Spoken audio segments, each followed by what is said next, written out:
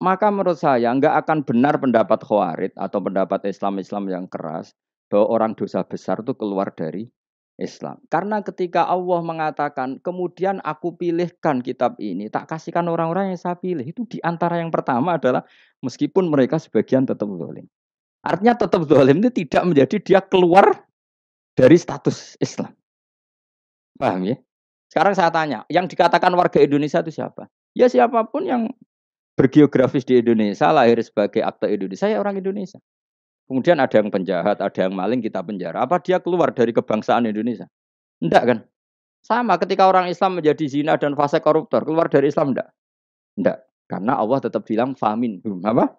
Famin. Jelas ya? Wes kayak gak ngarah Khawarij. Kenapa?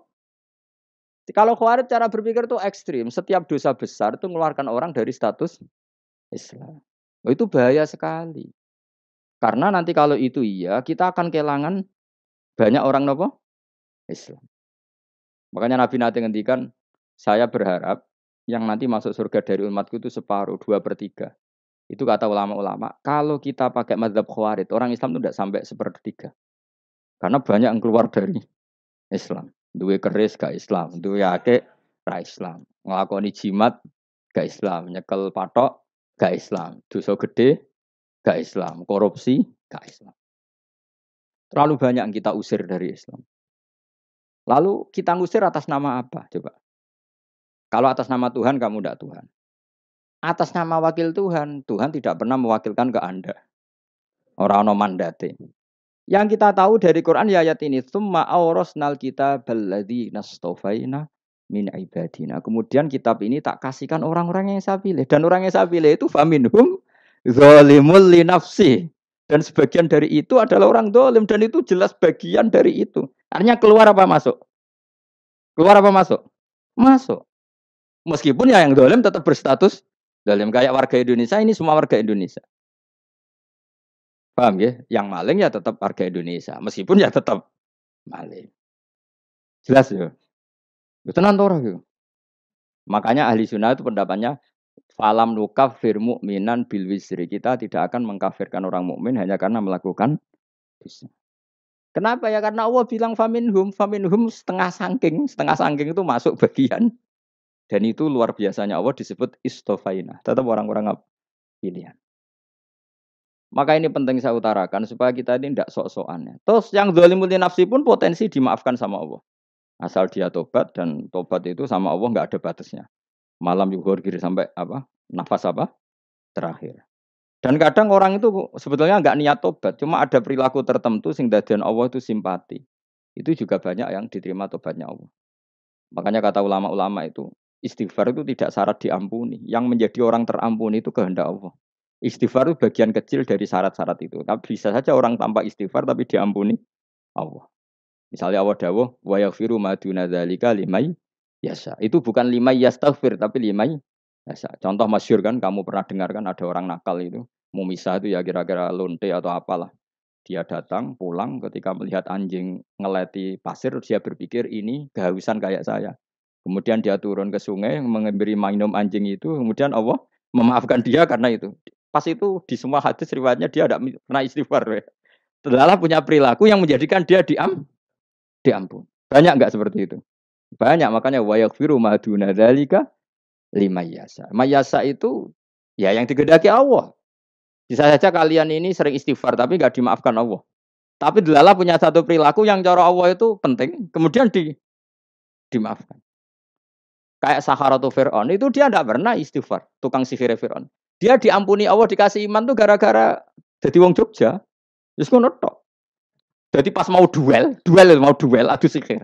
Iku delala dekne mending ngene. Qalu ya Musa imma antulqiya wa imma annakuna nahnul mulkin. Monggo jenengan riyen napa kula riyen. Dadi gara-gara dekne didikan Jogja niku. Lah wong ape duel, mestinya tarung itu semakin cepat mengambil kesempatan kan semakin menang. Ini sudah jelas tarung. Ngapunten jenengan riyen napa. Lha iku pangeran itu terus simpati. Wong kok sopane ngono apa? Akhirnya Allah memberi iman gara-gara apa? Imma antulqiya wa imma annakuna nahnul mulkin. Monggo jenengan riyen. Lah Musa juga Allah juga gak terima kalau nabinya kalah sopan. Sehingga Allah memerintahkan Musa adalah sopan. Mboten jenengan mawon. Jadi lucu. Jadi Nabi Musa qala bal alku. Jadi Nabi Musa enggak jenengan riyen mawon. Jadi coba itu kan unik. Dia tidak ingin diampuni Allah, tapi adalah dia sebenarnya satu perilaku yang menjadikan Allah itu simpati, yaitu kesopanan dia dengan Nabi Musa. Imma antulkiya wa imma annakuna nahnul. Nabi Musa juga bilang qala bal alku moga jenengan riyen mawon. Akhirnya sakit, nggih nak ngoten. Makanya Fir'aun tuh mangkelnya bukan main. Ketika pertunjukan itu akhirnya kan Saharatu Fir'aun kan kalah. Setelah kalah langsung iman. Maka kata Fir'aun, ini jelas Musa itu guru kamu. Cuma pura-pura saja kamu pro saya. Lah buktinya apa jare buktinya tadi monggo-monggonan gitu.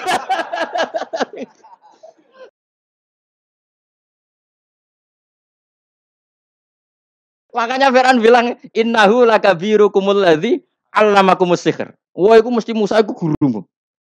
Padahal ya gak kenal sama sekali. Cuma gara-gara monggo-monggonan tadi itu akhirnya terus pikirannya Fir'aun, wah mesti kenal suwi, mau gayane tok. Mergo gara-gara monggo-monggo, monggo jenengan iki. Mboten, monggo jenengan. Jadi makanya sampean jangan putus asa. Makanya keliru sekali kalau kita bilang diampuni Allah nunggu istighfar. Enggak. Tentu istighfar penting, kita sepakat. Istighfar itu penting, kita sepakat. Tapi itu tidak satu cara-caranya Allah untuk orang bisa diampuni. Nabi misalnya ngendikan ana wa kafilul yatim kahateni fil jannah. Ayo coba. Orang sering istighfar sama kafilul yatim, kira-kira surganya cepat mana? Cepat kafilul yatim meskipun enggak istighfar. Kalau istighfar terus tapi medit era karuan. Tak jamin pun rokok alamatnya medit jelas nih rokok aku roh. Jelas.